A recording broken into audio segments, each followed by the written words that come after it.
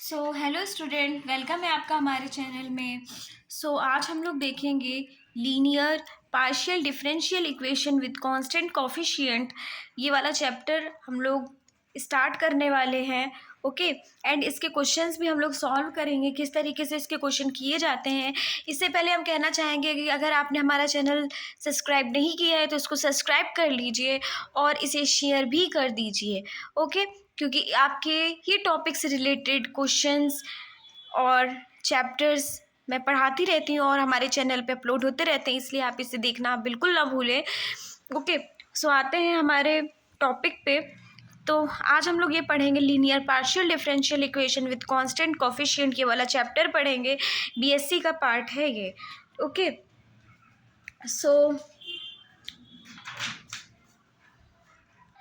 हम लोग ये जो पढ़ रहे हैं ये हम लोग पढ़ रहे हैं होमोजीनियस इक्वेशन के लिए। आपको पता होना चाहिए होमोजीनियस इक्वेशन क्या होती है।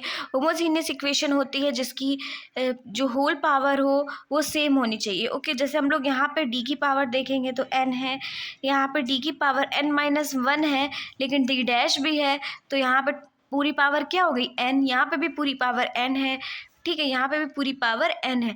तो इस तरीके की इक्वेशन क्या कहलाती है, होमोजीनियस इक्वेशन।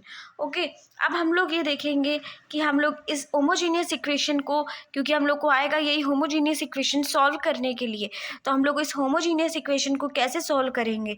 तो आपको भी पता है किसी भी डिफरेंशियल इक्वेशन को सॉल्व करते जब हैं हम लोग, तो हमारे दो आते हैं, एक तो आता है CF, एक आता है PI, ठीक है, कम्प्लीमेंट्री फंक्शन, और एक आता है पर्टिकुलर इंटीग्रल। ओके, सबसे पहले हम लोग बात करेंगे CF की, कि टू फाइंड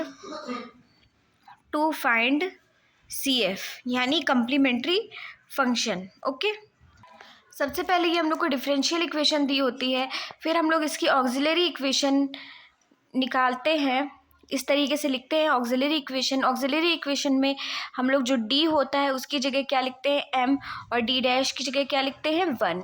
ओके, d की जगह आप देख सकते हैं मैंने क्या लिखा है, d की पावर n, तो m की पावर n, d की पावर n-1, तो m की पावर n-1, और d डैश की जगह 1 रखा गया है। ओके, अब हम लोग इसके रूट्स निकालते हैं। तो इसके रूट्स कैसे आएंगे, रूट्स इसके आएंगे m1, m2, m3, okay, and show on the mn let be the roots। okay, तो इसका CF इस तरीके से निकाला जाता है, CF इज इक्वल टू निकाला जाता है 5(1)y plus mx plus 5(2)y plus m2x and show on the 5(n)y plus mn(x)। Okay, ये CF किसके लिए होता है, ये केस नंबर 1 का CF है, जो कि होता है डिस्टिंक्ट रूट्स।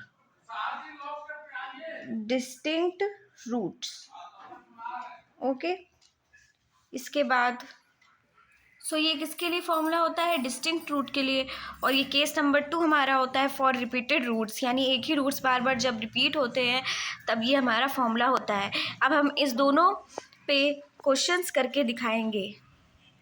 ये हमने एक क्वेश्चन ले लिया है। ओके, हम लोग इसको सॉल्व करेंगे। यहाँ पे PI नहीं निकलेगा क्योंकि यहाँ पे राइट हैंड साइड 0 है, ठीक है, यहाँ पे केवल क्या निकलेगा CF, यानी Z इक्वल टू क्या होगा CF। ओके, वैसे CF प्लस PI होता है, बट यहाँ पे PI क्या है 0 है, तो हमें यहाँ पे केवल CF निकालना है, ठीक है, ये 0 है इसलिए यहाँ पे PI नहीं निकलेगा।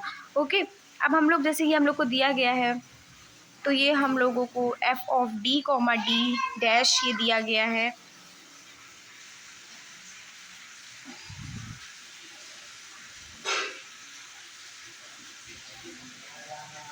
ओके, स्क्वायर, ये आप लोग देख सकते हैं होमोजीनियस है, सब में पावर क्या है 2 है, ठीक है, यहाँ पे पावर 2 है, यहाँ पे भी पावर 2 है, यहाँ पे भी 2 है, और यहाँ पे भी 2 है, ठीक है। अब हम लोग इसके ऑक्सिलरी इक्वेशन फाइंड करेंगे। ऑक्सिलरी इक्वेशन इज d की जगह क्या रखेंगे m, और d डैश की क्या जगह रखेंगे 1, ठीक है। ऑक्सिलरी इक्वेशन क्या हो जाएगी 4m² plus 12m plus 9। Okay, अब ये क्या है 2m का whole square plus 2 into 2m into 3 2m+3 का होल स्क्वायर। ठीक है, तो ये हमारा क्या होगा, 2m+3 का होल स्क्वायर। ठीक है, सो यहाँ से रूट्स क्या आ गए, रूट्स हमारे आ गए m=−3/2, m=−3/2। तो ये केस नंबर 2 का क्वेश्चन हो गया, यानी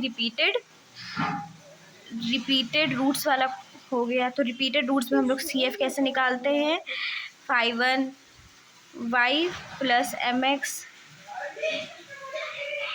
+ x 5y + mx।